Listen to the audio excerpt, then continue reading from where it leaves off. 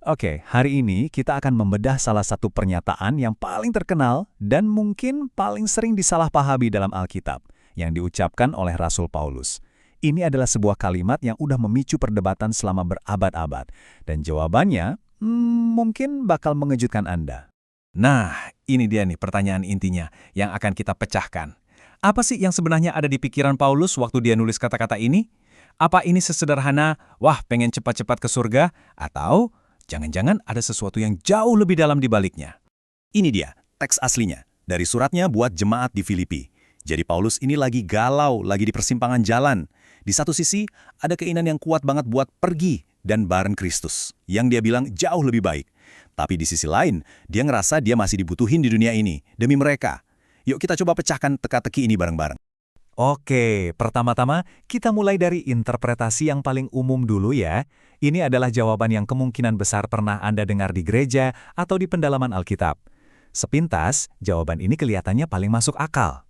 Iya, jadi gagasan yang populer itu begini. Begitu seorang Kristen meninggal, roh atau jiwanya langsung pisah dari badan dan cus langsung ke hadapan Tuhan di surga. Kematian, dalam pandangan ini, ya ibarat tiket sekali jalan langsung ke Firdaus. Kedengarannya simpel dan menenangkan kan? Tapi, penting banget nih buat kita paham konteksnya. Paulus melihat kematian sebagai sebuah keuntungan itu bukan cuma karena imbalan pribadi. Buat dia, rela mati demi Kristus itu adalah kesaksian tertinggi. Sebuah tindakan yang justru bikin pesannya jadi jauh lebih kuat. Jadi ini bukan soal kabur dari dunia, tapi soal gimana caranya memperkuat Injil. Nah, sekarang, ayo kita uji teori langsung ke surga ini. Apakah teori ini konsisten dengan bagian Alkitab yang lain? Kita bakal pakai sebuah cerita yang sangat terkenal buat ngetes apakah logikanya nyambung. Kita sebut aja ini ujian logika Lazarus. Ini dia pertanyaan kuncinya. Kisah Lazarus yang dibangkitkan Yesus setelah 4 hari di dalam kubur justru memunculkan satu masalah logika yang menarik banget buat interpretasi populer tadi. Udah mulai kebayangkan arahnya kemana? Coba deh kita ikutin alur logikanya.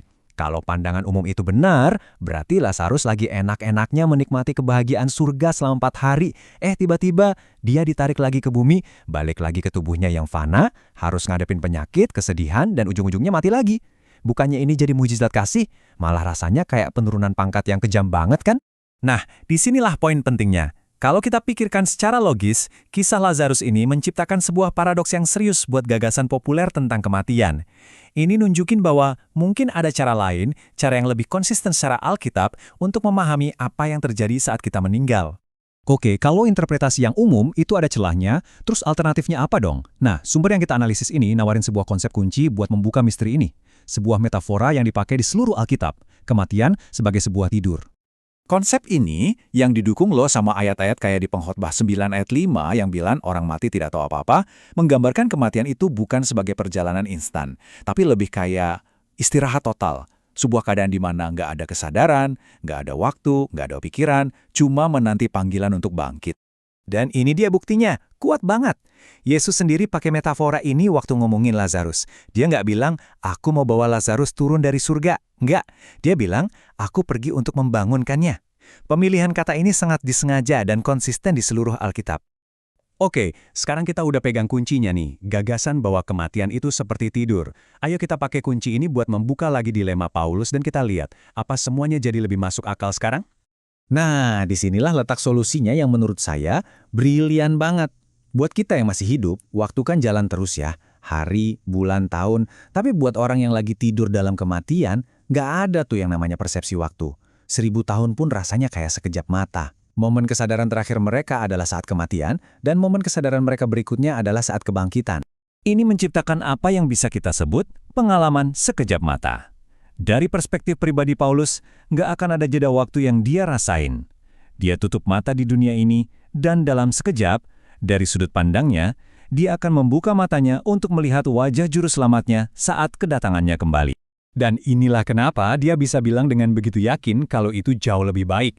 Bukan karena dia bakal langsung nikmatin surga, tapi karena momen sadar dia yang berikutnya adalah puncak dari semua harapannya. Kebangkitan dan pertemuan langsung dengan Kristus. Itulah hadiah utamanya. Kalau kita ngerti ini, kita jadi bisa benar-benar ngerasain betapa beratnya dilema yang Paulus hadapi. Ini bukan milih antara yang baik dan yang jelek loh. Ini adalah pilihan di antara dua hal yang sama-sama luar biasa berarti. Coba bayangin, Di satu sisi timbangan, ada tugas mendesak di bumi, membimbing dan nguatin jemaat yang dia sayang banget. Di sisi lain, ada janji untuk istirahat dari semua penderitaan, dengan kepastian bahwa pikiran sadarnya yang berikutnya adalah kemuliaan kekal. Dua-duanya pilihan yang kuat banget, dan inilah yang bikin dia benar-benar didesak dari dua pihak. Nah, setelah kita bongkar semua ini, kita sampai ke pertanyaan yang paling penting. Terus, buat kita apa artinya? Kenapa pemahaman ini penting buat hidup kita sekarang? Coba deh, kita renungin ini sebentar. Kalau momen sadar Anda yang berikutnya setelah menutup mata dalam kematian adalah melihat Kristus kembali dalam kemuliaannya, bagaimana hal itu mengubah cara Anda memandang hidup, memandang kematian, dan memandang harapan? Ini adalah sebuah pemikiran yang kuat banget, yang bisa mengubah segalanya.